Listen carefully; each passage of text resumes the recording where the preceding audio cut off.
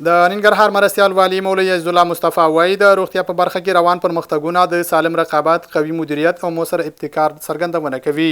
نوموړي دا څرګندونې د ننګرهار روغتیايي علومو انسټیټیوټ کې د یو نوي جوړ شوي کنفرانس هال د پرانیستي پر مهال وکړي. ننګرهار کې د ښاروالیو انکشاف په موخه ځمکې ورکول کیږي. د ننګرهار مرستیال والي د جلالاباد ښار او ولسوالیو ښاروالانو سره په ناسته کې وویل چې د ولایت مقام د وړاندیز له مخې د ریاست الوزرا عالي مقام له لوري د ښاروالیو انکشاف په موخه ځمکې منظور شوي چې د هرې ښاروالۍ اړتیا سره سم له قانوني پروسیجر وروسته به ورته انتقال شي.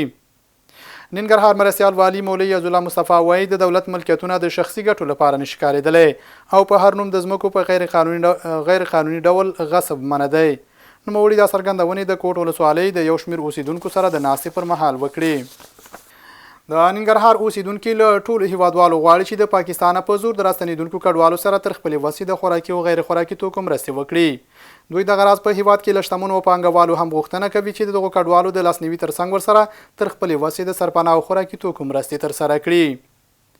د کډوالو او راستنېدونکو چارو وزارت د افغان کډوالو د نوې جوپې پیل ته د چمتووالي او اسانتیاو برابرولو په موخه د دغه وزارت د سرپرست مولوي عبدالکبیر په مشرۍ د ناستې جوړېدو خبر ورکړی او د عامه روغتیا وزارت د سرپرست مولوي نور جلال جلالي په مشرۍ هیواد ته د راستنېدونکو کډوالو لپاره په غوره شکل د روغتیايي خدمتونو وړاندې کولو د همغږۍ کمیټې ناسته ترسره شوه.